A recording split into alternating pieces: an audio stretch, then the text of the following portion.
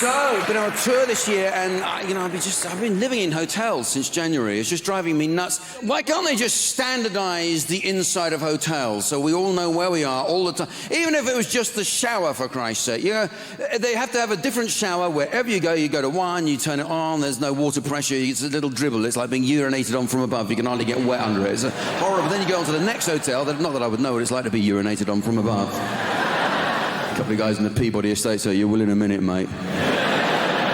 Then you go on to the next hotel, and it's the surprise power shower. They haven't told you. You just turn it on. It's like the riot police are coming to your bath. You go...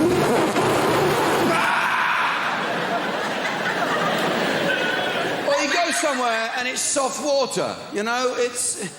Without anyone. It is hard water, is it? Right around here, is it hard water? Yeah. Yeah, everything's hard around here, Jack.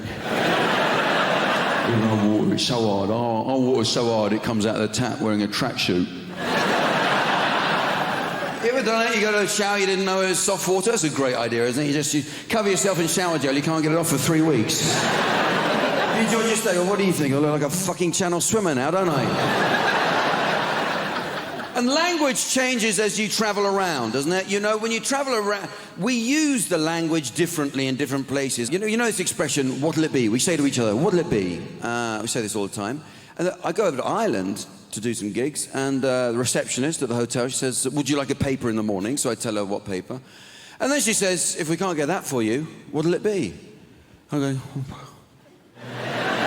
it'll be a disappointment. What? Get over it. Forget the paper. It doesn't matter. Little notes. So it is a lonely existence as well. They don't want to talk to you in hotels. They just want to put little notes all around the place for you to read, telling you what you can do, what you can't do, what you should do, what you shouldn't do. You know, one hotel I stayed in, how pretentious is this? I go into the bathroom, pile of towels, little card on top of the pile of towels. You know what it said? It goes, for the sake of planet Earth, please ensure these towels last as long as possible during your stay. I was reading, I thought, oh my God, if planet Earth is at risk, I'll go one better. I'll take them home with me. That way they'll last forever. And Earth shall be saved. I've actually taken to writing back to the little notes around the hotel room. It seems only polite after all. Just, yeah, if you'd like to purchase one of these bathrobes, please ask at reception. I wrote back, if you'd like to sell these bathrobes, don't leave a free one in the bedroom. Because I like my freebies. It's mine. I've paid to stay in the room. I'm taking what's mine. I like the little shower caps and the sewing kits. Curtains, all that. It's mine. My house is actually themed room by room. I've got the Trust House Forte room, the Marriott room, the Travel Lodge room. Obviously, that's just a toilet. You ever stayed at one of these places, one of these hotels attached to a motorway service station? I don't know why anyone would stay there unless they're having illicit sex or they're just going there to commit suicide. Why else would you end up in one of these hotels? Would you like a wake-up call? Well, you're going to have a job. I'm going to top myself when I get in the room. I love the motorway service station. Isn't that great? That's a whole industry that has just blossomed from the fact that someone once upon a time was in their car and needed a shit. And now we have this multinational business. And they do take it seriously. That's why you have those little signs, those little things, those charts they have to sign in the toilet every half hour. Some poor bloody school leaver on £1.90 a week going in there, taking it seriously. I swear by Almighty God, these toilets is clean. Sorry, Kevin. That's him on his first day, 3 weeks down the line. He's a little bit more blasé about it. Yeah, well, there's a dead junkie in 4. Floater in 2, but apart from that... So I've been travelling around. I've been trying to learn a little fact about everywhere I go in Britain. And, you know, for instance, I mean, the fact I learnt about Scunthorpe is I don't like it. I don't like it or the car park it's twinned with. Oh, then I'm in Hereford. What do I find out about Hereford? This is the fact I learned about Hereford. Do you know what's based there? The SAS are based in Hereford, along with like 17,500 other guys who claim to be in the SAS. Everyone you meet in Hereford... Oh, yes, I'm in the SAS, me. Can't say that much more about it. Is that a fact? What, they're recruiting 24-stone lard asses now, are they? What's your speciality? You're a roadblock, are you?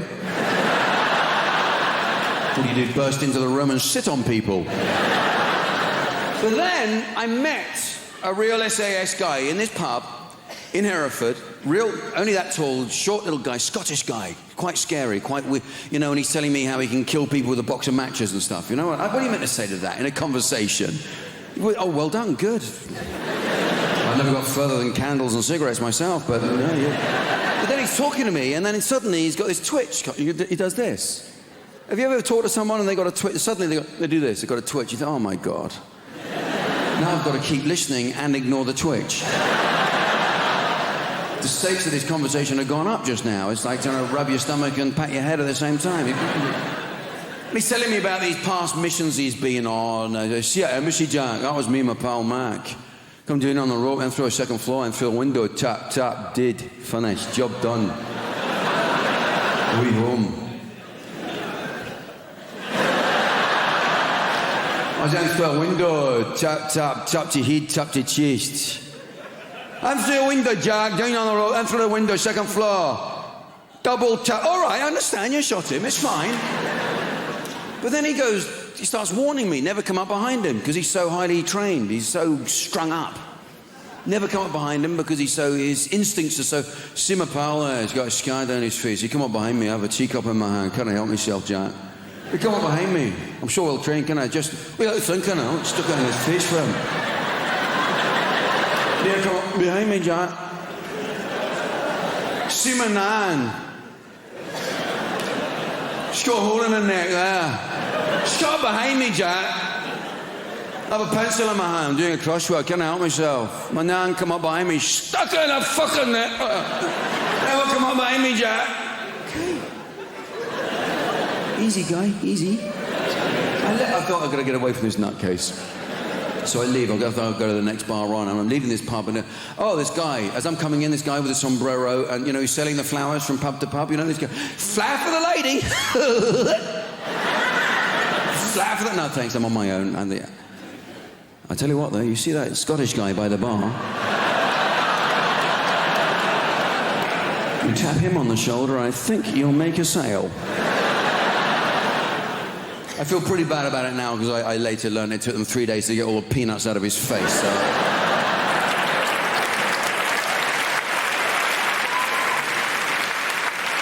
The election was great, wasn't it? That was such a tiebreaker. No one knew which way that was going to go. That was a kind of...